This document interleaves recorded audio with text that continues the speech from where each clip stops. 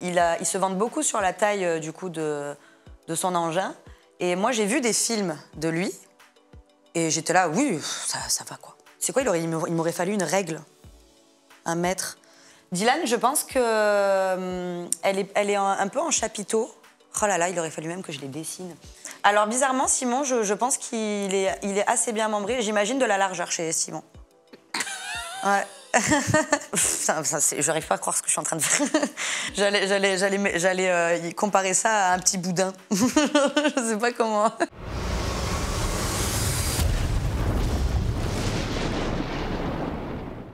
T'as 31 ans? Oui. Mais tu fais vachement moins. Bah, on me le dit tout le temps. Mais oui, dis donc, Ouais. J'aime beaucoup la tenue. Merci beaucoup. Je couvre tout, mais je laisse apparaître. C'est tout moi. Hein? C'est vrai, c'est tout toi? Ouais, j'aime beaucoup. Tu penses que ça te correspond, là, ce que je viens de dire? Ça correspond à celle que tu es? Moi, c'est le côté un peu rock, c'est ça, comme tu dis, un peu nue, mais à la fois très couverte. Voilà, ça me représente bien. Et petit accent de Marseille. Un tout petit peu. Moi, je l'entends pas, mais je crois que je l'ai surtout quand je peux me fâcher ou quand je suis très enjouée. Mais moi, je l'entends pas. Apparemment, j'ai l'accent chantant. Une petite pointe. Une petite pointe. Je parle pas comme à la cagole, mais Non, mais il y a quand même, je l'entends un petit peu. Donc, une Russe qui vit à Marseille. Russe arménienne qui vit à Marseille. Ouais. Russe arménienne qui Ouais. vit à Marseille. C'est un beau mélange Bah, merci beaucoup. de culture. Qu'est-ce que ça t'a apporté, justement, cette richesse culturelle? Déjà, le voyage. Grâce à mes parents, j'ai beaucoup voyagé. Je suis très reconnaissante pour ça. Et j'ai mon père qui habite à l'étranger, donc ça me permet encore de bouger. Et ça m'apporte quoi? Juste la richesse des autres cultures, quoi. C'est quoi la richesse de la culture russe? C'est quoi la richesse de la culture arménienne? On va dire déjà la nourriture. La nourriture, ça apporte beaucoup. Après, ça va être, on va dire les valeurs, les manières d'être. Mais cela dit, c'est quand même très différent. Moi, étant née à Marseille, voilà, j'ai quand même créé ma personnalité. Et par exemple, les Russes vont être très timides, ils vont être très sur la réserve, très discrets. Les Arméniens, je les connais pas trop parce que j'ai découvert l'Arménie que l'année dernière. Oui. Donc c'est le pays natal de mon père. Ok, donc c'est ta maman qui est russe et ton papa qui est arménien. Ouais, c'est un peu compliqué. Et c'est mon père qui habite en Russie. C'est un peu... Oula, oui. Ouais, c'est tout un micmac, mais voilà, c'est la beauté de la famille. Tu t'entends bien avec tes parents? Oui, très. T'as des sœurs et des frères? On est beaucoup. On est en tout... Il y en a même un petit dernier là qui a été pondu il y a pas longtemps. On est 6 enfants, mais il y a 4 mamans différentes. 6 enfants, 4 Ouais. mamans différentes. Et le même papa.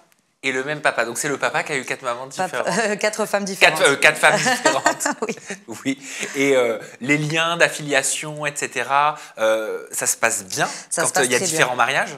Au final, je suis très fière du lien qu'on a dans la famille. C'est-à-dire qu'il n'y a pas de demi-frère, demi-sœur.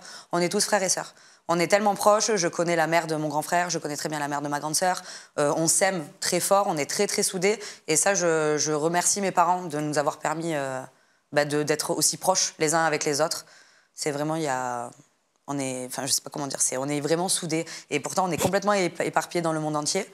Et malgré ça, on garde un lien très très fort. Et j'ai envie de le garder. Et c'est volontaire de mettre une seule lentille? Oui, c'est mon maquillage. Il y en a, ils se refont les taches de rousseur. Il y en a, ils se refont les tétés. Moi, je refais les yeux. Qu'est-ce qui te plaît dans le fait de porter une seule lentille de couleur et résultat de créer une sorte d'œil verron? Oui, voilà, déjà les yeux verrons, je trouve ça super beau. Et je sais pas, ça donne un côté un petit peu mystique. C'est original, je trouve. Je me dis pas très original, mais voilà, de suite, ça attire l'œil et ça fait poser des questions. T'aimes bien faire poser des questions? C'est pas que j'aime bien. Déjà, je le fais malgré moi. Je pense que j'ai une énergie, on va dire, différente. Et bon, après, je suis très fière d'être la personne que je suis. Mais je dirais pas que j'aime bien, mais en tout cas, j'aime l'interaction que ça crée. Elle est comment, cette énergie différente? Différente, je sais pas, c'est ce qu'on me dit. Moi, je dis ce qu'on me rapporte. J'ai pas du tout la prétention de dire que je suis the one ou quoi. C'est pas la question. Mais la différence, j'imagine, je pense que c'est l'énergie que je dégage, c'est être solaire, c'est la bienveillance, c'est pas se prendre la tête. C'est vraiment, je suis quelqu'un qui est loin des histoires, quelqu'un qui... Je réfléchis pas comme tout le monde, j'ai l'impression. Solaire, mais pas au niveau du style vestimentaire. Et ça dépend. Là, c'est l'hiver. Donc l'hiver, j'aime beaucoup le noir. Mais en été, je fais péter les couleurs. Mais même sur tes réseaux sociaux, on va en parler dans quelques instants, il y a un côté très bondage. Ah oui, c'est vrai. Je trouve. Ah, super, j'aime bien. Ouais, un petit peu. Mais on l'abordera dans quelques instants et tu pourras nous expliquer un petit peu ce qui se cache derrière tes posts. Elle ressemblait à quoi ton enfance? Moi, j'ai eu une enfance, on va dire... Déjà, j'ai eu beaucoup d'amour de mes parents, donc ça, j'ai vraiment pas à me plaindre. Bon, même si mes parents se sont séparés très jeunes, je trouve pas que ça a impacté quelque chose en moi. Enfin, en tout cas, j'en ai jamais voulu à mes parents. C'est quelque chose qui leur appartient. Maintenant, j'ai une enfance où j'ai manqué de rien. Encore merci à papa et à maman. Et après, évidemment, il y a eu des hauts, des bas. Je pense que quand tu arrives au moment du collège, j'ai eu des moments un petit peu compliqués. Pourquoi c'était compliqué l'école? J'ai subi le harcèlement quand j'étais au collège. Et je pense qu'aujourd'hui, ça a créé en moi un peu la peur du rejet de l'autre. Et je pense que ça se répercute aujourd'hui dans mes relations, que ce soit amicales ou amoureuses. T'étais rejetée? Je me suis sentie rejetée, ouais. Pourquoi tu t'es sentie rejetée? En plus, je vais avoir mes règles dans pas longtemps, je peux pleurer très facilement. Ah, c'est-à-dire que l'émotion, elle est encore vive aujourd'hui? Mais je suis quelqu'un de très émotive. Je suis très sensible, très émotive. Je peux pleurer devant le roi lion. Moi, je suis quelqu'un très sensible. Et du coup, le rejet de l'autre, oui, ça peut être quelque chose qui peut me heurter beaucoup, ouais. Pourquoi tu t'étais sentie rejetée? En fait, pour moi, c'est quelque chose d'injuste parce que je n'ai jamais provoqué ça. Je pense que, en grandissant, c'est que c'était peut-être des filles qui étaient jalouses, j'en sais rien, mais quand tu es au collège, que tu as 12 ans, je pense que tu mérites pas qu'on te body shame, du jour à l'autre, t'es ma copine, t'es plus ma copine. En fait, j'avais pas d'appartenance à un groupe. C'est-à-dire que moi, en fait, j'étais proche de tout le monde. Moi, j'étais un peu tout le monde. Il y a les gothiques, les skateurs, les émos. Moi, j'étais tout le monde. Je me suis identifiée à tout le monde. Et d'avoir ressenti, en fait, ce rejet-là qui était pour moi injustifié, je pense qu'aujourd'hui, ça a eu un énorme impact. J'ai 30 ans passés et maintenant, j'ai du recul sur ma manière d'être. Et j'ai l'impression que ça a eu un gros impact sur moi. Mais là, aujourd'hui, j'apprends à me détacher. Mais jusqu'à maintenant, on va dire entre de mon enfance à aujourd'hui, ouais, je commence à peine à apprendre le détachement. Mais pourquoi t'étais body shamée? Gratuit, c'est la méchanceté à l'école. Les enfants, ils sont bêtes et méchants, quoi. Moi, j'avais jamais pris conscience de mon corps jusqu'à la 6e. Genre, moi, j'étais là, j'étais bien dans mes pompes. Et puis un jour, on avait chanté une chanson Sophia, occupe-la. C'est sorti de nulle part. Et pour la première fois de ma vie, j'ai pris conscience de mon corps et je pensais que je répondais pas du coup aux codes qu'on nous donnait. Et j'ai créé des complexes à cause de ça. Enfin voilà, non mais la méchanceté d'une enfance, quoi. Genre, vraiment. Ça a créé quoi comme complexe? Du coup, j'ai commencé à me dire que peut-être que j'avais pas le corps que pouvaient aimer les autres, que je ressemblais pas aux autres. Ça m'a créé les complexes des petites fesses, alors que franchement, j'ai rien. J'ai pas de complexe à avoir, j'en suis consciente. Mais que t'as encore aujourd'hui? Ça m'arrive, ouais. Bon, ça, après, je pense que c'est les hormones. Des fois, je suis très bien dans mes pompes et des fois, je me dis, oh, peut-être que tu devrais aller à la salle, peut-être que... Surtout que là, je me dis, j'ai 30 ans passés, peut-être qu'il faut commencer à entretenir, parce que je vais pas avoir ce corps Mais en fait, toute ma vie. Cette phrase qui t'a été dite sous forme de comptine et de chanson, elle t'est restée aujourd'hui? Ah oui. Aujourd'hui, je le dis avec de l'humour, parce que c'est bête et enfantin. Mais je me rends compte que comme quoi l'impact des mots a une énorme importance. Est-ce que ça t'a fait, je sais pas, te renseigner sur des techniques de chirurgie esthétique? Est-ce que tu es allée jusque-là? Est-ce que cette phrase, elle a eu cet impact-là? La chirurgie, alors oui, quand tu as 20 ans, tu y penses. Mais je sais que j'ai beaucoup d'amis qui ont fait de la chirurgie parce que je peux comprendre quand ça comble un complexe, par exemple. Je peux comprendre quand ça te pourrit la vie, que tu as envie que ça t'améliore et que ça t'aide à t'accepter comme tu es. Je l'entends. Moi, c'est vrai que tu y réfléchis, surtout quand ça devient un peu la mode. Tu dis, bon, pourquoi pas moi? Mais par contre, je sais que je pourrais jamais franchir ce cap-là parce que aujourd'hui, j'apprends à m'aimer. Et les gens qui m'entourent m'apprennent aussi à m'aimer. Quand j'ai le retour, même des garçons, je vis pas pour le regard des garçons, mais les garçons, quand on les fréquente, on voit comment ils nous regardent. Je me dis, mais en fait, c'est moi, je me crée des trucs dans la tête. En fait, je suis très bien comme je suis. Et surtout que la beauté n'est pas physique. Moi, j'ai compris quand même assez tôt que la beauté, elle vient de l'intérieur. Eux l'avaient pas compris. Ah non. Et c'est triste pour eux. Et les garçons te regardent comment? Les garçons, je crois que je suis plutôt mignonne. Les garçons, ils me trouvent mignonne, ils me trouvent belle. Mais je pense que ce qui me rend belle, c'est plus ma personnalité. Je pense que je dégage une énergie, voilà, je sais vite mettre à l'aise les gens. Ils voient que je pense pas être superficielle. On a tous un côté un petit peu superficiel. Moi, je pense pas l'avoir. Moi, comme je dis, je suis le pote avec des seins, quoi. Genre, je sais pas si on peut dire ça en 2025, mais il y a les énergies féminines et masculines. Et moi, j'ai une énergie masculine qui met du coup très à l'aise les gens autour de moi. C'est-à-dire que moi, je peux parler vraiment de tout. Je peux parler des fois comme un garçon. Et je pense que c'est ce qui plaît chez les garçons. Pourquoi tu penses que l'énergie féminine, elle met un peu moins à l'aise que l'énergie masculine? Non, c'est même pas une question d'être à l'aise ou pas, mais c'est-à-dire que, par exemple, j'ai des copines, elles sont très féminines, je les appelle les coquillettes, c'est les coquillettes, elles sont très féminines. Moi, par exemple, je suis pas du tout make-up, je suis pas du tout... Il y a des fois, moi, toute mon enfance, j'étais un garçon manqué. Ma mère, elle s'arrachait les cheveux. Ma mère, je suis sa seule fille, je suis sa première et sa seule fille. Elle me disait, moi, je voulais que tu mettes des jupes, des robes. Moi, je mettais que les baggy, les casquettes, les grosses chaussures. Moi, j'étais un vrai garçon manqué, quoi. Ah bah, j'avais cette discussion avec Cédric. Oui. Justement sur le vêtement ouais. et la connotation de l'orientation que le vêtement donne aux gens, la grille de lecture qui se font du vêtement. Ouais, non, nul. Est-ce que parce qu'on est garçon manqué en tant que femme, on est forcément lesbienne? Est-ce que parce qu'on est un mec et qu'on a une sensibilité un peu plus féminine ou un crop top, on est forcément gay? Ah non, pour moi les crop tops c'est pour tout le monde. J'adore les crop tops sur les hommes. Cédric le porte super bien le crop top, j'adore ça. Le vernis sur les hommes, ça me rend dingue, je trouve ça super sexy. Mais malheureusement, c'est les gens et leurs limites, en fait. Mais c'est marrant, toi, tu trouves ça sexy? J'adore. J'ai déjà entendu des femmes me dire, mais ça fait trop tard. Oh, mais déjà, le mot tarlouse, il est horrible, c'est super violent. Moi, non, franchement, Non, moi, je trouve ça hyper sexy chez un homme, le vernis. Même qu'un homme montre son côté féminin, parce qu'encore une fois, pour moi, les crop tops et le vernis, c'est pour les êtres humains. Ce n'est pas ni pour les filles, ni pour les garçons. Mais moi, les hommes qui s'assument et qui... Voilà, en fait, encore une fois, c'est ce que je disais tout à l'heure. Je pense que tout est dans l'allure, tout est dans la confiance que tu peux te donner. Et ce qui te rend beau, en fait, c'est l'énergie que tu vas dégager. Moi, je fonctionne beaucoup à ça, à l'aura, le charisme, l'énergie, comment tu t'habilles. Franchement, je m'en fous, quoi. T'as rencontré des belles énergies au cours de ta vie? Oui. Et au plus je grandis... Et au plus, je remercie la vie de m'entourer des personnes sur lesquelles... Enfin, les personnes avec qui je vibre sur les mêmes fréquences. Et j'adore ton discours, ça me parle. Ah, c'est vrai. Ah oui, vas-y. Et bien sûr, je pense qu'il faut... Moi, je me suis toujours dit, dans la vie, les gens sont soit une leçon, soit une bénédiction. Donc, les gens, ils n'arrivent jamais par hasard dans ta vie. Il y a des gens qui vont te faire énormément de mal, mais je pense que c'est essentiel pour le développement d'une personne de passer par ces moments-là. Parce que ça t'apprend à imposer tes limites. Moi, c'est vrai que donc, quand j'étais harcelée à l'école, les filles, quand elles voulaient me reparler, je disais oui tout de suite parce que je voulais qu'elles m'acceptent.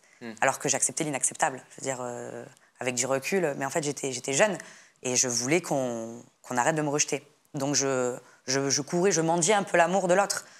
Et en grandissant, après, je rencontre des gens avec qui tu vas rencontrer des personnes avec qui tu peux être toi-même, des gens avec qui tu vas être à l'aise. Des gens que, même au final, tu connais pas vraiment les gens. Il y a des amis que j'étais amie avec elle pendant 8 ans et qu'en fait, après 8 ans, on se rend compte qu'en fait, elle était jalouse de toi et elle t'enviait. Les gens toxiques, tu vas rencontrer des gens toxiques dans ta vie. Et moi, au final, je remercie ces gens-là parce qu'aujourd'hui, je vais avoir 32 ans, maintenant, j'arrive un peu à faire la différence. Je donne sa chance à chacun. Je laisserai toujours la porte ouverte à la compréhension. Mais à partir du moment où je sens que ton énergie dévore la mienne, je vais m'éloigner. Parce que moi, pour que ça me bouffe la santé mentale. Ouais, mais souvent, tu passes pour la mauvaise. Moi, maintenant, j'ai le recul pour accepter d'être la mauvaise dans l'histoire de quelqu'un. Parce qu'on est tous le mauvais dans l'histoire de quelqu'un. Ah, ça, je l'ai toujours dit. On est toujours le con de quelqu'un, le mauvais de quelqu'un, voilà. Le méchant de quelqu'un. C'est ça. Et moi, c'est vrai que pendant très longtemps, moi, j'avais besoin... Par exemple, là, je suis contente de vivre ce que je vis aujourd'hui à 30 ans. Je pense qu'à 20 ans, j'aurais pas eu le même recul et les mêmes épaules. Oui, donc par exemple, la télé-réalité Ex on the Beach. Voilà, là, Ex on the Beach, par exemple, là, du peu qui a été diffusé, je vois du coup qu'il y a des histoires qui ne sont pas racontées dans leur entièreté. Et en fait, on me juge pas à ma bonne image. Je dis, mais c'est pas moi. Maintenant, c'est le jeu. Mais par exemple, quand je vois là sur Twitter la méchanceté qu'il peut y avoir, ouais, elle dit qu'elle est comme ça, hypocrite, nanani, nanana. Waouh, je pense que j'aurais eu 20 ans, j'aurais trouvé ça tellement injuste que je me serais arraché les cheveux. Et j'aurais voulu prouver à la terre entière que non, je suis une bonne personne. Je vous le dis, je suis pas comme ça, je suis gentille. Ça fait souffrir oui. sa race de vouloir passer son temps à vouloir prouver que les gens ont tort et à vouloir prouver que tu es une bonne personne. Et parce qu'en fait, moi, c'est l'injustice qui me rend malade. Et là, j'aurais trouvé ça mais injuste, en mode, mais moi, je suis pas ce que vous décrivez, donc j'aurais tout fait pour prouver, et encore une fois, pour que les gens m'aiment. Mais alors, ces commentaires, ils te font pas souffrir? Aujourd'hui, non. Aujourd'hui, tu sais quoi, j'ai la maturité émotionnelle d'accepter que les gens se trompent à mon sujet. Je suis OK avec ça. Genre, je me dis, si, en fait, ce qu'ils vont... déjà, pour prendre le temps de commenter et cracher la haine, c'est que ces gens-là, ils doivent avoir un mal-être. Et je pense que pointer les autres du doigt quand on est mal dans ses pompes, c'est très facile de le faire. Et moi, ces gens-là, en fait, j'ai plus de la tristesse pour eux. Parce que quelqu'un qui va avoir de la bonne énergie, de la bienveillance, il va pas faire ça. Il va pas se poser un commentaire. Non, mais quel hypocrite! C'est que cette fille, peut-être, elle a été harcelée à l'école et où elle a eu des histoires. En fait, elle va miroiter son expérience à elle. En fait, elle te crache sur la personne que tu es, sur l'être que tu es, sa propre hypocrisie aussi. Peut-être. Après, moi, je trouve l'être humain tellement divers qu'on ne peut pas les catégoriser, les mettre dans une case. Chaque personne a vécu son expérience, chaque facteur, il y a un petit facteur qui va faire la différence, donc cette personne, donc elle va être très bienveillante sur ça, mais elle ne va pas accepter ça. La vie, elle est tellement vaste. C'est quoi vibrer sur les mêmes fréquences? Moi, en tout cas, j'ose aspirer à... Enfin, j'aspire en tout cas à la bienveillance, pas la méchanceté, l'empathie.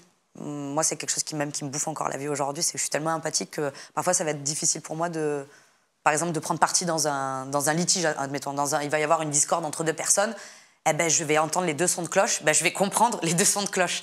Et pour moi, des fois, c'est difficile je vais difficilement prendre parti dans les discordes parce que je vais mettre à sa place et je vais dire, ok, je comprends ta démarche, je comprends pourquoi tu as fait ça. Je cautionne pas forcément, mais je comprends pourquoi tu l'as fait. Pourquoi dans nos vies, on accepte souvent trop longtemps d'avoir des personnes qui ne vibrent pas sur nos fréquences et qui nous tirent vers le bas et qui veulent notre mal? Je pense que c'est parce que, en tout cas pour moi, c'est parce que je veux laisser sa chance. En fait, par exemple, cette personne, même si elle me fait du mal, je vais lui donner tellement d'amour que je veux que ça marche. Et c'est moi, du coup, qui va dépasser mes limites. Donc c'est même plus la faute de la personne en face, ça va être ma faute à moi parce que j'accepte ce que j'aurais dû arrêter d'accepter. Et donc, et surtout que moi, avant de plus parler avec quelqu'un, je veux pas avoir de regrets. Je me dis, bon, là, si aujourd'hui je te parle plus, c'est que j'ai tout essayé. Et j'ai pas de regrets. Et donc maintenant, je ne t'en veux pas d'être la personne que tu es. C'est juste que ça ne me correspond pas. Et je te souhaite une bonne vie, une bonne continuation. Mais moi, ça sera sur un autre chemin, quoi. Tu as des dons, Sophia? Ah là là, l'alcool fait des ravages, fait dire beaucoup de choses. Mais oui, apparemment, j'ai un certain don, oui. Un don qui a fait beaucoup parler sur Internet. Mais bon, j'espère que les gens ne vont pas m'identifier qu'à ça, parce que j'ai quand même une intelligence émotionnelle aussi. Je ne sais pas deviner que la taille... Des pénis. Des pénis, ouais. Et la forme, Ouais, franchement, j'ai une marge d'erreur de 15%. T'es capable de dire si c'est un champignon? Ouais, bon, je dirais pas aussi précis, mais presque, à la courbure près. À la courbure près. Alors, est-ce que c'est de la voyance?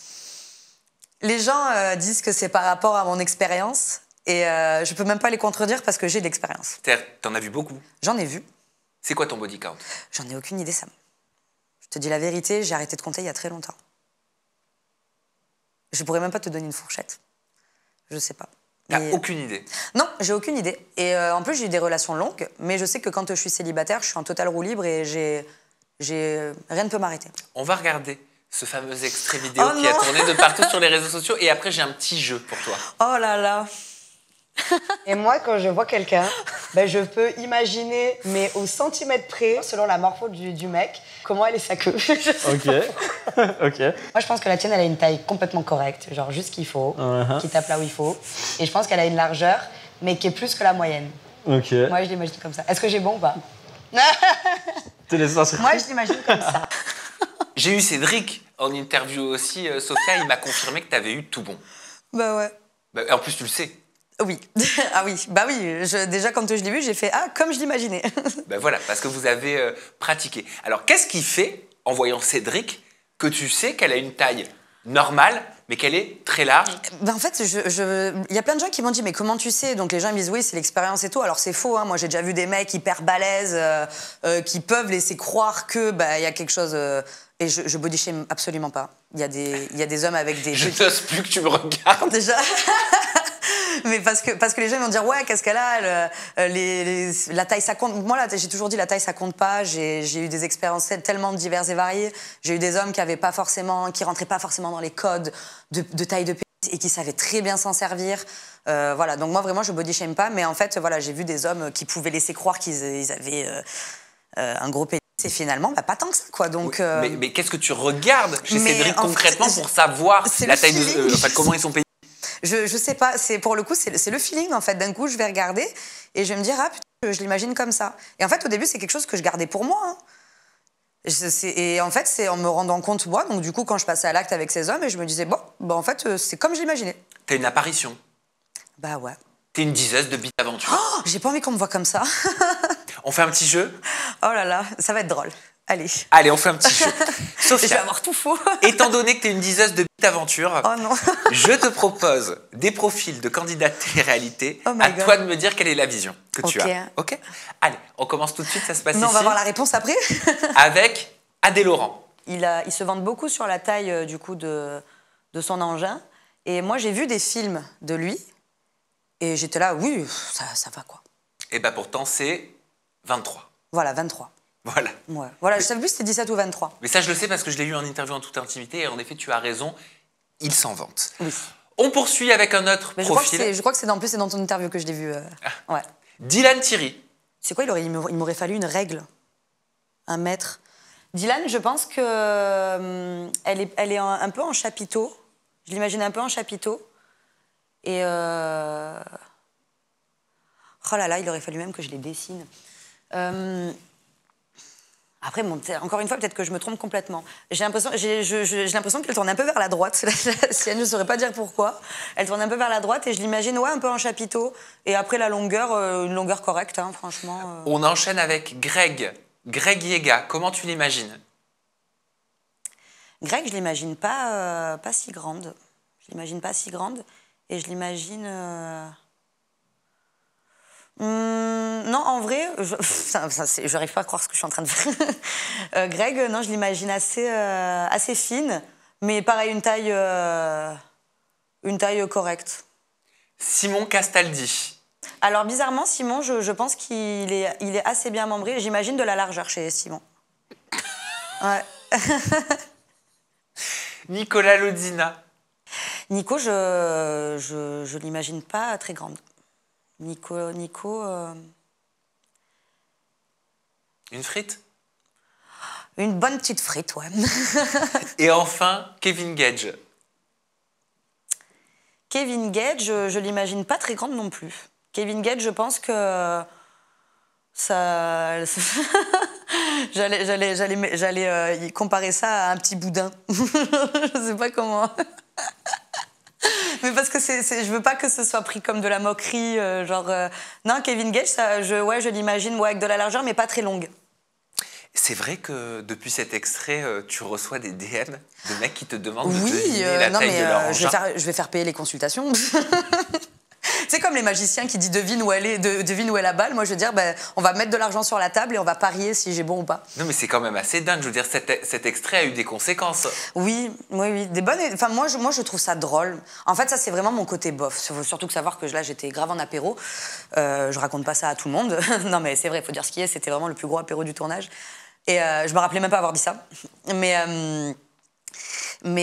non, je reçois des DM. Bon, j'ai eu beaucoup de méchanceté. Bon, ça, du coup, je pense que ce sont les gens un peu mal dans leur peau et frustrés. Je me suis fait beaucoup insulter, alors que à la base, c'était quelque chose de drôle. Par rapport à cette séquence? Ouais, genre vraiment, il y en a, ils me disent « Ah, ses parents, ils doivent être fiers d'elle. Elle, ça se voit qu'elle doit savoir c'est quoi quel feutre il a le meilleur goût. » Bon, moi, j'ai répondu premier degré, la fraise, grave. Genre, moi, j'ai adoré. Mais j'étais là, mais en fait, c'est bête de devoir me réduire à ça. Genre, alors, j'ai plein de personnalités et j'en ai une qui est très, très beauf, extrêmement beauf. Moi, c'est vraiment, c'est tonton Didier au mariage quand il est bourré, quoi. Genre, voilà, moi, c'est de la blague, c'est de la vanne. Et surtout, à ne pas prendre au premier degré. Je dis pas que je connais toutes les tailles du monde. Il y en a énormément sur lesquelles je me suis trompée. Pour rigoler, je dis j'ai une marge d'erreur de 15%. C'est vraiment à prendre au 12e degré, quoi. Mais je me trompe rarement, et la preuve en est, Cédric a confirmé le pronostic, mais des fois, je pense que des fois c'est la chance aussi. Comment tu définirais ton compte Instagram? Très libre, très ouvert, très assumé. Voilà, moi je suis vraiment une fille qui suit ses envies, et surtout j'aime ce côté assumez-vous, quoi. Assumez-vous. On n'a qu'une vie, c'est très bateau comme phrase, mais putain, moi je me suis tellement pris la tête pour des histoires ou des gens qui n'en valaient vraiment pas la peine, que du coup, j'ai envie vraiment de prôner ce côté très qui va dire quoi, et vous savez quoi, c'est pas les autres qui vont vous donner à manger, on va pas s'enterrer avec ça dans la tombe. Assumez-vous, quoi. Assumez-vous. C'est quoi tes limites sur Insta? Apparemment, c'est le téton. Instagram n'accepte même pas le téton, quoi. Mais mes limites... C'est grave? Ouais, je trouve ça grave. Franchement, je trouve ça... Enfin, grave, non. Grave, c'est quand même un grand mot. Mais en tout cas, je trouve ça bête. Je trouve ça dommage parce qu'en fait, faut pas oublier qu'un téton, d'une femme, c'est le même téton qu'un homme avec de la graisse autour. Et quand je vois, des fois, il y a des choses sur Instagram qui sont acceptées et on fait encore, en 2025, du chichi pour un téton. Je veux dire, moi, je trouve ça... Moi qui est très assumée, moi, je suis tout le temps topless, je suis tout le temps à poil, je suis très à l'aise avec mon corps. Je peux comprendre que d'autres ne le soient pas, c'est OK. Hein. Mais non, moi, ma limite sur Instagram, non, c'est sûr, c'est être la pachole à l'air. Non, à un moment donné, je pense qu'il y a d'autres plateformes pour ça. Mais j'aime beaucoup le nu. Le corps d'une femme, c'est très beau. Le corps d'un homme, c'est très beau. Et il faut l'assumer, quoi. Il y a un côté un peu bondage, un peu dark parfois dans tes posts sur Instagram. J'ai ce côté-là dans ma sexualité. Je suis très branchée domination, soumission, un peu bondage, comme tu dis. Le shibari, j'aime beaucoup. Je trouve que c'est un art qui est très joli. Mais encore une fois, j'enlève en fait le côté sexuel. Même si j'adore la sexualité, attention, mais moi c'est vraiment pour justement casser les codes et dire arrêtez de dire tu fais du shibari, t'adores baiser. Non, pas du tout. Je sais pas ce que c'est le shibari. Le shibari, en fait, c'est l'art japonais où je connais le chibre, mais pas le shibari. Moi aussi, je connais bien le chibre. Mais non, le shibari, en fait, c'est l'art par la corde. En fait, c'est le bondage. Le shibari, c'est attaché et c'est l'art du nœud. En fait, c'est avant tout l'art du nœud. Il va y avoir la suspension. Il va y avoir en fait ce côté de s'abandonner à l'autre. Moi, je l'ai déjà pratiqué une fois. Ah, c'est sling. Sling, je connais pas ce mot. C'est pas sling, là, les trucs qui sont au plafond comme ça? Ah oui, peut-être que ça s'appelle sling. Voilà, moi, c'est la suspension. Ouais, peut-être. Mais vraiment, c'est ce côté, en fait, tu vas partager un moment avec quelqu'un et je trouve ça même très spirituel. C'est ça peut être très psychédélique. Tu fais de la balançoire, quoi. Oui, il y a un peu ce côté balancé, mais il y a vraiment ce côté où tu t'abandonnes à l'autre. Et je trouve ça... la connexion que tu peux créer avec la personne avec qui tu partages ça, je trouve ça hyper fort. En fait, c'est l'énergie que tu vas partager. Mais comment tu pratiques, dans quel cas tu pratiques le shibari? Il faut un endroit spécifique? Moi, j'ai eu la chance de rencontrer un garçon en fait, qui le pratiquait, qui avait l'habitude de le pratiquer, parce que bon, ça se trouve pas à tous les coins de rue. Et en fait, il est venu à la maison, donc moi, j'ai pas forcément tout ce qu'il faut à la maison pour ça. J'ai pour d'autres trucs, mais pas pour ça. Et en fait, il m'a dit, si tu veux, j'ai des cordes sur moi dans mon sac. Et en fait, donc il m'a attaché les mains. Et en fait, à la fin, je ne pouvais plus bouger du tout. Donc c'est qu'en fait, tu fais une confiance totale en ton partenaire à ce moment-là. Et bon, tu peux ne pas faire l'amour, hein, tu n'es pas obligé de coucher à ce moment-là. C'est vraiment un moment, en fait, parce que ça prend du temps. Donc on va t'attacher, donc ça va être une jambe, deux jambes, d'un coup ça va être les mains. En fait, tu te rends compte que, ou pas forcément, tu peux être en sous-vêtements. Bon, c'est mieux de sentir en fait la corde sur ta peau. Ça aussi, c'est un autre... ça fait partie du processus de sentir la corde qui va te serrer sur la peau, où tu vas te sentir un peu lacéré. Et même quand il enlève les cordes, de voir la marque des cordes sur les jambes... Enfin, vraiment, il y a tout un art spirituel et visuel. Enfin, il y a tout qui est mélangé en même temps. Et c'est super intéressant de vivre. Enfin, moi, je sais que j'ai vécu une super expérience à ce moment-là. Certains diraient que c'est de la folie. Et j'adore la folie. Si pour eux, c'est de la folie. En fait, il y en a qui voient ça comme de la folie. Moi, je le vois comme une découverte. Et si on me dit que je suis folle, j'adore ça parce que c'est vrai. Et il faut faire attention pour le coup au partenaire, qu'il ait en tout cas des très bonnes intentions.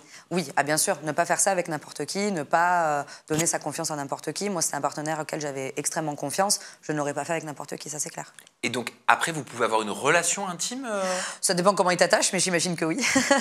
Et ça, tu l'as pratiqué? Je l'ai pratiqué, ouais. Moi, ça a été tout un... Moi, j'ai eu le all-inclusive, moi, j'ai eu... Et c'était vraiment une super expérience. Et qu'est-ce que ça a changé par rapport à une relation traditionnelle que tu pouvais avoir? En fait, c'est ce côté où, encore je me répète, où tu t'abandonnes à l'autre. C'est-à-dire que moi, je ne pouvais plus bouger. En fait, c'est ton partenaire vraiment qui va te manipuler. Et donc, il y a ce côté aussi un peu soumission où du coup, je suis pas ton pantin, mais là, pour le coup, je suis maniable et c'est toi qui vas faire ce que tu veux de moi. Donc, il y a ce côté un peu excitant où je m'adonne à toi, quoi. Mais comment tu fais si tu as envie de te gratter? Tu peux lui dire, tu veux pas me gratter là dans le dos? Tu dis, attends, ça me gratte là, ça va me gratter le nez, parce qu'à un moment donné, j'étais là, j'ai les cheveux dans la bouche, donc du coup... Oui. Mais voilà, c'est la communication, c'est hyper important dans la sexualité, c'est la communication. Et tu parlais du côté soumission-domination que tu pratiques et que tu aimes beaucoup. C'est quoi exactement? Enfin, comment dire? C'est quoi? Je sais ce que c'est la soumission, je sais ce que c'est la domination, mais comment tu pratiques ça? Comment tu l'inclus dans ta sexualité? Dualité, quoi. Tout dépend en fait du partenaire et tout dépend en fait l'énergie que tu vas partager avec la personne. Oui, forcément. En fait, c'est très bateau. Les hommes, ils sont là, ouais, moi, je suis dominant, nana. Mais il y en a, en fait, ils n'ont pas du tout compris ce que c'était en fait la domination. Eux, ils pensent que c'est de te faire des pieds-bouches et te mettre des gifles. Ils n'ont rien compris et ils vont même te manquer de respect. Ils vont te prendre comme leur mère. En fait. Ils sont tous dominants si tu les écoutes. Ah ouais, si tu les écoutes, ils sont tous. Alors j'en ai connu d'autres, pas du tout. Hein. Il y en a, ils ont l'air, par exemple même sur les réseaux, ils ont l'air très dominants comme tu dis, alors que pas du tout. En fait, ils aiment. En fait, souvent c'est des hommes qui ont beaucoup le contrôle dans la vie, et du coup, au lit, ils aiment en fait perdre ce contrôle-là. Et moi, j'ai eu l'occasion en fait de tout tester. Et du coup, on partait de quoi? Et tu prends autant du plaisir dans la domination que dans la soumission?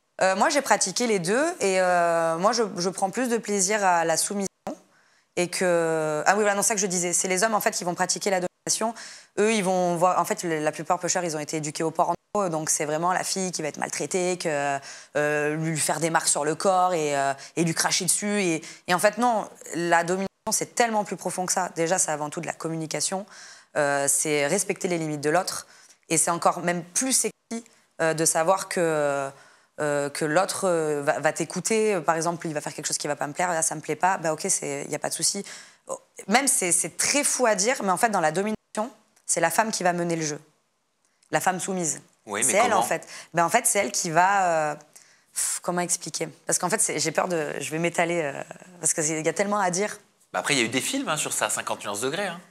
Eh ben oui, ça aussi, 50 nuances degrés, je pense que ça fait fantasmer beaucoup. Bon, c'est vrai que c'est très beau quand c'est un milliardaire. Je suis pas sûre que si c'est le gitan du coin qui va...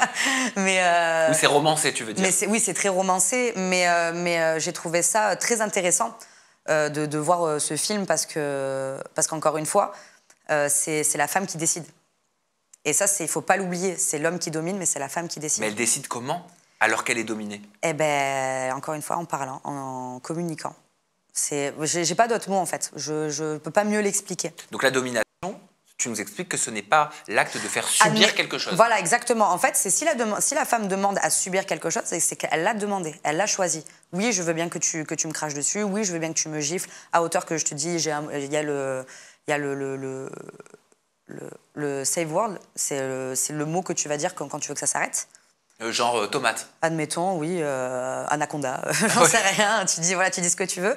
Mais en fait, c'est quelque chose qui va être prédéfini à l'avance. Ça se prépare, en fait. Ok. Et si c'est pas préparé, tu en parles sur le moment. Et Ex on the Beach, c'était préparé? Non, Ex on the Beach, c'était rien préparé, hein, franchement. Comment t'as atterri dans cette émission? Eh ben, on m'a trouvé. On m'a trouvé, en fait, d'un coup, j'ai regardé mes DM, j'ai vu nouvelle télé-réalité. Moi, au début, je l'ai pris comme une blague. Et puis j'ai montré à mes meilleurs amis, genre, regardez ce que j'ai, mort de rire. Et ils m'ont dit, mais So, fais-le. Moi, j'étais là, mais non, qu'est-ce que je vais foutre dans un truc comme ça? Je dénigre pas, hein, moi j'adore la télé-réalité, mais je me voyais pas aller dans un truc comme ça. Ils m'ont dit, mais So, putain, on n'a qu'une vie, fais-le. Ça te coûte quoi? Fais les castings. J'ai dit, ouais, c'est vrai, ça me coûte quoi? Et un mois après, j'étais dans l'avion. Ah oui, donc il y a eu un laps de temps de 1 mois seulement ouais, entre le les casting castings a duré longtemps. Et l'avion. Qui est Cédric, pour toi? Cédric, franchement, c'est une très belle rencontre. Franchement... dans l'émission, on a écrit une histoire qui nous ressemble. C'était pas du tout prévu. Parce que moi, déjà, quand je suis arrivée, j'étais là, putain, ils vont encore nous mettre des coachs musclés, stéréotypes, télé. Moi, je suis pas du tout branchée ça à la base, les mecs musclés. J'ai rien contre eux, mais je me suis dit, putain, donner un peu plus de diversité, quoi. Et moi, quand je suis arrivée dans la maison, j'ai vu Cédric, je dis alors très bel homme, franchement, voilà, bien sculpté, très beau, mais j'ai trouvé ça un peu boring au début. J'étais là, bon, ok, sans surprise quoi. Et finalement, on a parlé et il s'est passé tout ce qui s'est passé dans l'émission. Il a fait des guillis dans ta chouquette. Ouais. Ça aussi, le mot chouquette. C'est ton expression, ça. Ouais, la chouquette, ça aussi, il y en a plein. J'ai vu sur Twitter, il y en a qui me vannaient, ouais, Soso, 30 ans, ça parle de chouquette. Ouais, encore un truc bizarre de parler de la sexualité comme une enfant. Vous êtes partis si loin. Ah, c'est allé jusque-là? Mais oui, mais ça, c'est la folie d'Internet. Les gens, ils suranalysent tout et ils partent loin alors que c'est une connerie, quoi. Je peux dire, ma chouquette, ton burrito, enfin, tu vois, ma petite fleur, la zézette, enfin, ça va, quoi. Moi, je trouvais ça drôle. Et du coup, il y en a plein. Et même la voix off, elle adore dire la chouquette et ça me fait trop plaisir. Et donc Cédric, comment elle évolue cette relation avec lui, alors qu'au départ, tu n'aurais pas misé un copec, à ce que je comprends sur lui? Non. Sauf que tu as fait un échange salivaire quand même pour voir avec qui tu pouvais matcher. Tu l'as fait avec Après, de nombreux partenaires. Après, ça, c'est ma routine, hein, Sam. Hein. Franchement, moi, je suis tellement à l'aise avec le bisou. En fait, j'ai désexualisé le bisou depuis très longtemps. Moi, j'embrasse les gens très facilement. C'est une marque d'affection. Par exemple, je vais être en soirée, je peux même embrasser des mecs qui me plaisent pas. Faut pas qu'ils aient la mononucléose. Hein. Ouais, bon, ouais, c'est vrai. Non, t'as raison, hein. Mais moi, le bisou, je l'ai tellement facile, quoi. Genre, des fois, je vais être en soirée, je vais embrasser des mecs, et mes copines, elles me disent, ouais, mais t'as embrassé lui, il est moche. Je dis, mais alors, quoi, avec la langue? Ouais, ça peut arriver, ouais. Ça te dégoûte pas? Non, je m'en fous. Franchement, ça me dégoûte pas. Vraiment, c'est un bisou, quoi. C'est pas grave. Ouais, t'as pas besoin de connaître la personne pour mélanger la salive. Ah non, oula. Non. Moi, en fait, je vis l'instant présent. Mais qu'est-ce que ça t'apporte de mélanger la salive? Qu'est-ce que ça te provoque? Ça m'apporte rien. En fait, je me suis dit avec philosophie, vu que je suis une fille qui déborde tellement d'amour, que j'ai besoin de donner de l'amour aux gens. Et les gens vont dire trop gnangnan, mais c'est en fait moi je suis un peu gnangnan, je suis comme ça. Les filles me disent mon ex il m'appelait Mère Teresa parce que je suis une fille, je suis tellement gentille, je vois le bien en tout le monde. Et même il y a des gens qui disent ouais les gens trop gentils ils sont bizarres, mais non c'est parce que les gens ils ont peur je pense de ça. Mais moi je donne de l'amour à tout le monde. Faites l'amour pas la guerre quoi. Est-ce que tu as pris plaisir à essayer de détourner le mec d'Emma? C'était super drôle. Et moi, en fait, ce que j'ai aimé... Enfin, l'ex d'Emma. Oui, du coup, l'ex d'Emma. Kevin. Moi, j'ai trouvé ça... Déjà, j'ai apprécié qu'Emma me fasse assez confiance pour le faire parce qu'elle savait... En fait, au bout de quelques jours, enfin, les gens savent vite un peu comment je suis. Moi, elle savait que son ex, j'avais aucune vue sur lui. Enfin, franchement, c'est pas du tout ma came de mec. Même si j'ai pas de style, elle savait très bien que j'avais aucune vue sur lui. Et donc, j'ai apprécié le fait qu'en tant que femme, elle vienne me voir et me dire voilà, il faut que tu le testes. Parce qu'il faut vraiment avoir confiance en sa copine pour faire ça. Hein. Ah oui. Voilà. Et moi, j'ai vraiment apprécié qu'elle me fasse confiance sur ça parce qu'elle pouvait me faire confiance les yeux fermés. Et j'ai trouvé ça, c'était super drôle. Même j'avais peur de ne pas remplir ma mission. J'étais là, putain, j'espère que je vais être à la hauteur. J'espère que je vais pouvoir lui ramener du croustille. Mais à la fois, il y avait mon côté très empathique qui me faisait culpabiliser de prendre Kevin pour un coup. J'étais là, oh non, le pauvre, il me connaît pas. Et en fait, je vais le piéger. Et du coup, je culpabilisais un petit peu. Mais du coup, j'essayais de le tourner un peu à la rigolade. Genre, ça va, c'est drôle, c'est pas grave. Et pris du plaisir. En fait, j'ai trouvé ça drôle, quoi. Camille, pour le coup, c'est devenu une amie de l'aventure? Camille, vraiment, moi j'ai vraiment adoré tout le monde. Et c'est vrai que Camille, on a gardé contact à l'extérieur. Elle est venue s'installer à Marseille. On est restés très proches. Camille, vraiment, ça a été, en plus d'autres candidats, ça a été vraiment une révélation pour moi. Et ben, pour le coup, Camille, elle vibre sur ma fréquence. Ah, ben ça m'étonne pas. Parce qu'elle elle est spécialisée dans le massage énergétique. Ouais. Donc elle est enclin quand même à tout ça. Et elle est, même entre nous, on s'appelle les cœurs de beurre. C'est un cœur de beurre. Enfin, vraiment, c'est une nana qui est tellement sensible. Et moi, je suis très, très touchée par les gens comme ça. Du côté des garçons, c'est avec Karl que tu t'es entendu? Karl, ça a été mon coup de foudre amical, peu importe. Karl, je pourrais me marier avec lui, quoi. Alors, je n'ai même pas envie de me marier dans ma vie. Mais alors, Karl, je donne ma vie pour lui. Pourquoi tu n'as pas envie de te marier? Alors, moi, le mariage, alors j'adore les gens qui se marient. Je suis la première, si je suis invitée au mariage, je suis trop contente. On va se bourrer la gueule sur notre 31, j'adore ça. Mais moi, le mariage, en fait, je suis tellement une puriste de l'amour que pour moi, en fait, on n'a pas besoin du mariage pour se prouver qu'on s'aime. Moi, j'ai mes parents qui ont divorcé, j'ai eu ma grande sœur qui a divorcé. Et j'ai tellement vu, en fait, le mariage salir l'image de l'amour avec les avocats, les pensions, les tu me dois ci, les biens, les papiers... Et l'amour, c'est pas ça, en fait. Donc moi, j'ai dit, moi, si un jour, je dois me marier, j'ai dit, en fait, il n'y a rien d'officiel. Et surtout, je suis profondément persuadée que si tu enfermes quelqu'un quelque part, il voudra partir. Et moi, la première. Moi, je peux être très heureuse dans un contexte, mais je suis comme un oiseau. Si tu m'enfermes dans une cage, je vais vouloir partir. Parce que j'ai besoin de ma liberté. Et c'est quelque chose que je ne pourrais pas imposer à mon partenaire, mon ou mes partenaires. Je pense que tu le prends plutôt bien quand tu découvres qu'un de tes ex potentiellement va débarquer dans l'aventure. Moi, j'étais la seule qui était là, moi, j'ai eu des relations saines, même si parfois ça s'est mal terminé. Je suis en bonne... comment on dit, je suis en bon terme avec tous les mecs que j'ai pu fréquenter. Et moi, il faut savoir que dans ma vie, j'ai eu vraiment, on va dire, 2 ex qui ont compté. Ça a été mes plus longues relations. Y en a un qui est maintenant, il a eu un enfant, donc je sais qu'il a refait sa vie. Ma dernière relation, que j'ai quittée il y a maintenant 2 ans, je savais que c'était pas du tout son truc, les émissions, donc je savais que c'est pas lui qui allait venir. Donc je me suis dit, en fait, si c'est pas ces deux-là, et même si ça avait été ces deux-là, ça aurait été OK, quoi. Tu t'attendais à ce que ce soit Nate ? En fait, Nate, connaissant le personnage, il faut savoir que Nate, c'est pas vraiment mon ex. Hein. Nate, en fait, à la base, c'était mon pote. Et en fait, on s'est rencontrés quand on était en couple, lui et moi. Mais alors, non, je mens, pas du tout. On s'est rencontrés, moi, j'étais en couple, lui, non. Et il m'a toujours fait comprendre que je lui plaisais. Mais Nate, voilà, c'est un beau garçon, en plus, c'est un tchatcheur. Moi, j'adore l'énergie qu'il a, Nate, c'est un soleil. Et il m'a toujours fait comprendre que je l'attirais. Et après, donc moi, je me suis séparée, donc lui aussi s'est séparé. En fait, on s'est retrouvés à un moment de nos vies, on était célibataires tous les deux, et il m'a invité à boire un verre. Et après, ça en est suivi, on s'est vus, on a couché ensemble. Mais ça n'a pas duré longtemps. Hein. Moi, je me suis vite rendu compte que Nate, c'était un ami, en fait. Genre, vraiment, pour le coup, on ne partageait pas les mêmes énergies sentimentales. Oui, donc c'était une sorte de sex friend. Ah oui. Et encore, on a couché ensemble, quoi, je dirais 2-3 fois. Mais alors, quel intérêt à ce qu'ils viennent pour toi dans l'aventure ? Je pense que Nate, du coup, il attendait plus. C'est-à-dire que Nate, au moment où on se fréquentait, lui, il espérait que je veuille plus. Alors que, par exemple, on s'est retrouvés dans des soirées où il y avait une autre fille qui était à fond sur lui, mais lui, en fait, il voulait pas me froisser. Et en fait, moi, j'entends qu'il y avait une autre fille. Moi, j'étais là, mais c'est... Moi, je suis très libertine, je suis très échangée, genre, je suis très dans le partage. Et moi, j'étais là, mais Nate, mais vas-y, c'est OK.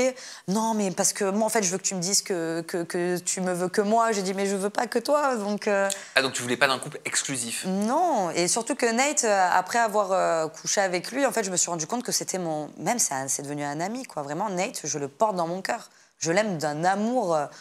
Mais c'est mon ami, quoi. Donc au final, Nate, c'était une bonne chose ou une mauvaise chose qui débarque dans cette aventure ? Mais c'était une trop bonne chose. Moi, j'étais trop contente, genre déjà d'avoir quelqu'un qu'on connaît venir vivre cette expérience avec soi. Moi, j'ai trouvé ça génial. Bien sûr. Moi, quand je l'ai vu arriver, je lui sautais dans les bras. Alors que les autres, c'était là, ouais, c'est qui, c'est quel ex ? Mais moi, je suis tellement saine dans mes relations. Je dis, mais ramenez-moi qui vous voulez, je sais que ça va bien se passer, quoi. Et c'est ce qui s'est passé. C'est toujours bien d'avoir quelqu'un qu'on connaît dans une aventure. Ouais. Est-ce que tu connaissais Antoine Goretti ? Antoine, je le connaissais de la télé. Mais non, du coup, je l'ai découvert en vraie personne dans l'émission. Alors, est-ce qu'il est sympa ? Ouais, Antoine, il est drôle. Antoine, ça peut être un grand romancier comme un grand bof, mais moi, je me suis très bien entendue avec lui. Comment tu expliques qu'au niveau de votre casting, il y a la moitié du casting qui a apprécié Antoine Goretti et l'autre moitié qui l'a détesté, notamment ton ami, hein. Après, je pense que on peut pas plaire à tout le monde. Hein. On peut pas plaire à tout le monde. S'il y a des litiges, ça arrive, il y a des différends, on est tous différents. Et apparemment, moi, je suis toujours restée loin des histoires, parce que de toute façon, c'est dans ma nature, je suis toujours loin des histoires. Moi, c'est quelque chose que je supporte pas, ça me prend trop d'énergie. Mais visiblement, ça l'a pas fait avec tout le monde, tant pis pour eux, c'est dommage. Moi, je me suis bien entendue avec eux. C'est Emma qui m'expliquait que parfois, il avait des coups de nerfs un petit peu virulents, un petit peu violents à son goût, qui étaient même impressionnants. Est-ce que toi, tu l'as vécu comme ça ? Mais moi, en fait, à partir du moment où il y a des disputes, moi, c'est quelque chose qui peut me faire pleurer. Et ça peut être virulent à des moments, mais en fait, je pense qu'il y a l'alcool qui jouait déjà. Et c'était pas vraiment... je pense que ça se serait jamais passé comme ça. Et en plus, on est très fatigués, on dort très peu, on est très à cran. Nous, en plus, les filles, on a toutes nos règles en même temps, donc tout le monde était à cran. Mais voilà, des fois, il y a des histoires qui n'avaient pas lieu d'être, je pense, selon moi. Mais après, moi, comme je t'ai dit, moi, je suis la good vibe, je suis la mère Teresa. Mais si ça s'est mal passé avec d'autres, je trouve ça dommage pour eux, quoi. Vous vous êtes retrouvés peut-être sur l'humour un peu bof que tu peux partager carrément. toi aussi. Surtout que moi, en fait, j'aime tout le monde. Moi, franchement, avant vraiment que je t'aime pas, faut vraiment y aller, quoi. C'est en fait, comme je disais tout à l'heure, je suis tellement empathique et tout, c'est que il y a eu des fois où il y a eu des problèmes, enfin comment dire, il y a eu des fois où il y avait des comportements que je trouvais ça un peu limite, j'allais le voir et je disais écoute ça c'est pas très cool, enfin tu devrais pas dire ça parce que même pour toi ça te rend pas beau quoi. Ouais, et ça le remettait en question. Moi en fait, faut savoir que dans l'émission, il y a un truc sur lequel la seule chose pour laquelle on m'a reprise, c'est on m'a dit d'arrêter de désamorcer les problèmes. Parce que dès qu'il y avait un litige dans la maison, moi j'arrivais, je trouvais toujours les bons mots pour arranger les choses parce que moi c'est ce que j'aime faire. Et moi, d'avoir mon environnement qui a une mauvaise énergie, j'aime pas ça, quoi. En parlant de problèmes, Ophélia semble en avoir eu avec ton amie Camille. Mais oui, alors ça je m'en rappelle pas. Ah voilà, elle a dit quand même qu'elle était moche et bête. Mais alors ça, déjà, j'étais pas là quand ça a été dit. Écervelée. Ouais. Écervelée aussi, mais c'est pas sympa. Mais moi, ça m'étonne, parce que pour le coup, moi, en tout cas, de mon expérience, on a été toutes très soudées, quoi. Franchement, surtout entre nous, les filles, on a été hyper soudées. Donc, je pense que c'est un truc qui a été dit quand j'étais pas là. Et en plus, c'était il y a longtemps, c'était il y a 1 an et demi. Et ça, je ne me rappelle pas que Camille et Ophé se soient disputés. Je me rappelle pas de ça. Qu'est-ce que tu retiens de cette première aventure télévisuelle ? Bah, que du bon. Franchement, moi, je regrette pas du tout d'avoir vécu ça. Je suis même reconnaissante de l'avoir fait parce que j'ai rencontré des super personnes.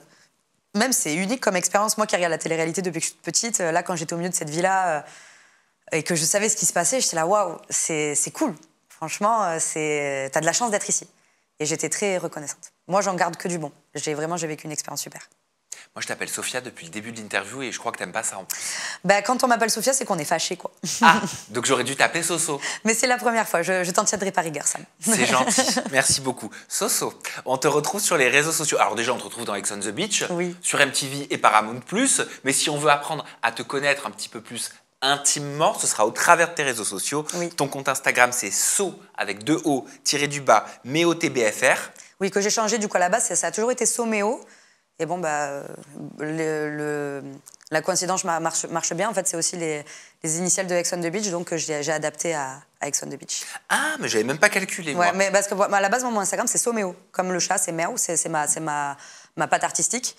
Et en fait, bah, ça s'est bien encastré avec Ex on the Beach. Ton compte TikTok, c'est so avec 2 O _ MEOTBRF. C'est pareil. Hein, et tu streames sur Twitch aussi. Et ouais, j'ai commencé le stream il y a 1 an maintenant. Et je fais donc là, jusqu'à maintenant, je fais du gaming, je joue à des jeux vidéo. Et j'ai envie de proposer maintenant des podcasts, du React. J'ai envie de proposer J'ai vraiment envie que les gens viennent me suivre sur Twitch parce que bah, c'est du direct, c'est de l'échange, de l'interaction avec ma communauté en direct. Et voilà quoi. Et c'est pareil, c'est so _ MEOTBRF. Oui, pour l'instant c'est ça, le temps de la diffusion de l'émission. Et après je repasserai en Soméo parce que c'est ma réelle identité. Merci beaucoup Soso pour cette interview en toute intimité à mes côtés. On se retrouve très bientôt avec un nouveau candidat de Ex on the Beach. D'ici là, prenez bien soin de vous et faites attention, un ex peut être dans les parages. Bye bye.